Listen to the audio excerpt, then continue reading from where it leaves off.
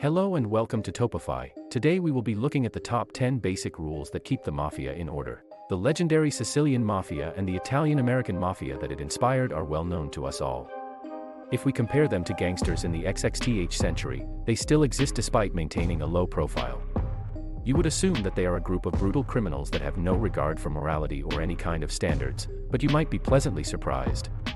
Therefore, even though they break the law, the Mafia has its own stringent norms and codes of behavior, and all of its members are required to abide by them without exception. Additionally, the word Cosa Nostra means our thing, therefore these are the laws and guidelines that members of the most deadly criminal organization in the world are expected to abide by.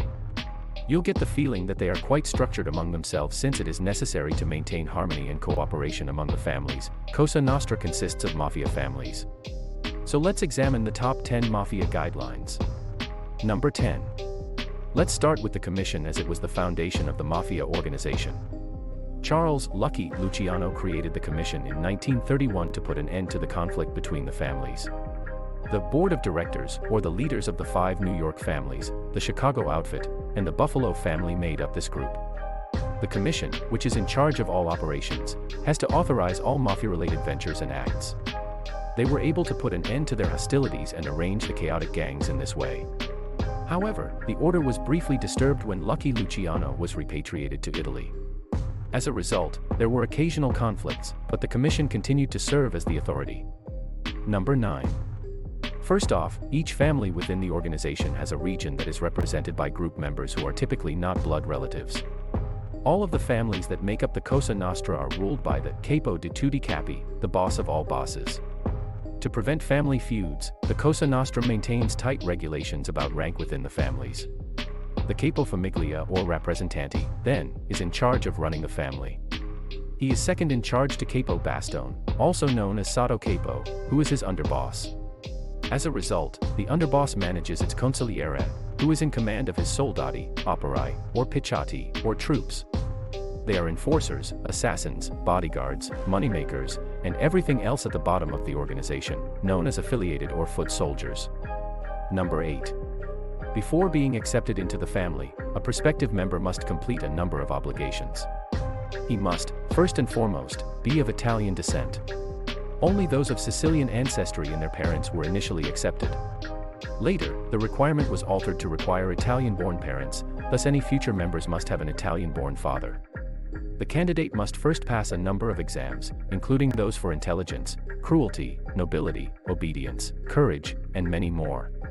The final test is murder, as well.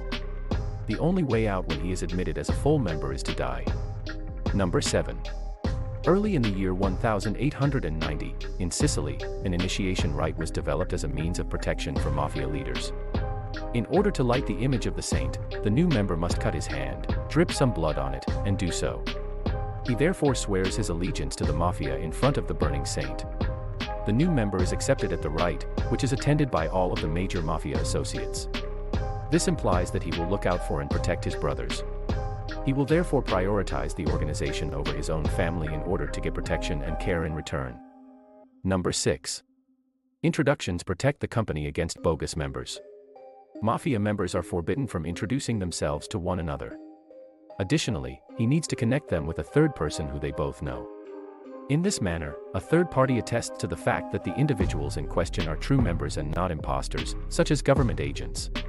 As a result, it is clear that the Cosa Nostra is very selective about who it allows to join its ranks and about the protection of its members. All of these stringent guidelines make sure that everything remains inside the family, as they like to refer to it. Number 5. Every Cosa Nostra member is required to abide by 10 rigorous guidelines.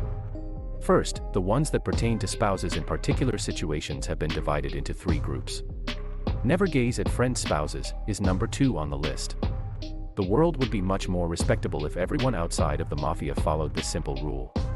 The wounded victim or your buddy can, however, take legal action against you if you are a Cosa Nostra member. So it's a major no-no to meddle with another man's wife. The 7th tip, respect wives, might also be very well received by everyone. The advice given in rule number 5, always be accessible for the Cosa Nostra, even if your wife is giving birth, is a little bit harsh and paradoxical. Number 4.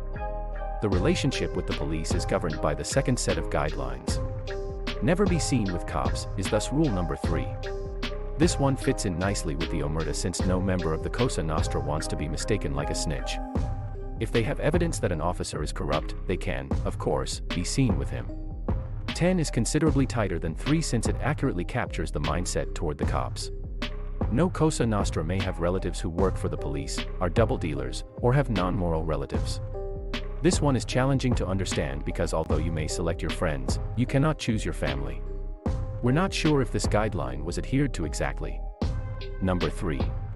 The third set of guidelines, or, let's say, decent manners, comes last. Don't be nasty or unpleasant since this one almost sounds noble. A third party must always introduce a newbie to one of our friends. Fourth, don't go to bars and clubs, is one that I find it difficult to imagine they follow. The fourth rule, however, has a couple variations, one of which is that members must not fight, the other is that the boss or superior must be respected. The sixth rule also teaches the need of decency and respect. It makes sense to say that appointments must without a doubt be observed, since being late is disrespectful to the other parties and seen as a show of weakness. Since trust is so important, rule number 8 advises, when the supervisor asks for information, speak the truth. Money cannot be appropriated if it belongs to another member of La Cosa Nostra or to his family, according to rule number 9. This guideline seems obvious because disregarding others will undoubtedly cause chaos inside the company. Number 2. A long-running conflict between families is known as a vendetta and is motivated by retribution. Crime families occasionally find it difficult to resolve problems and must take revenge. However, if the vengeance is directed towards other families, it may soon escalate into a conflict, much like in Mafia-themed movies. However, some forms of reprisal are permitted by the Commission, and they are often carried out without inciting a fight.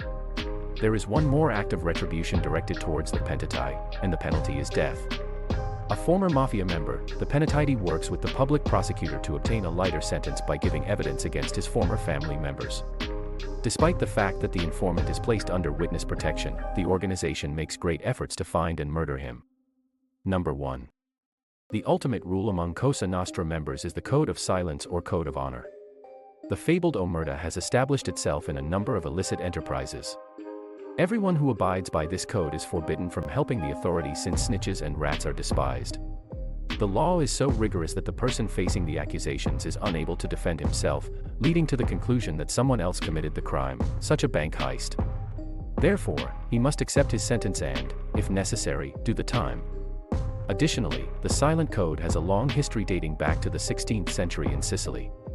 The Sicilian Mafia has upgraded them, nevertheless, by adding the death penalty for violators. In the Mafia, there is no skulking around doing as you want and abdicating responsibility for your activities. To sum up our top 10 list. Is there a more effective technique to organize the group of criminals than to have them follow the rigid rules? Have any of these regulations ever been mentioned to you? What do you think about them? We would want to hear your thoughts, so please write them in the comments section below. Thank you for watching. Please subscribe and like the video to get more interesting top 10 lists in the future.